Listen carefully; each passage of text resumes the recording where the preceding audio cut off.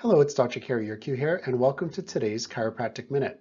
Today we're talking about the clicking noise that happens in the shoulder. This is a common complaint that patients have. Why is my shoulder clicking?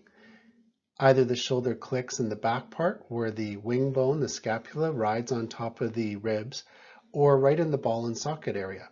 As a chiropractor, we want to find the cause of the clicking noise. So if you have poor posture and your shoulders are rounding forward, we want to correct your posture so the scapula has lots of room to glide over top of the ribs.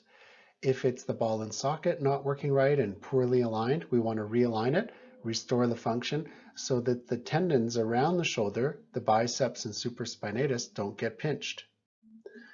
Don't do this. Don't crack your own spine and shoulders, and don't try to recreate the sound because it'll make things worse. Here's my contact information. If you have any questions, please call.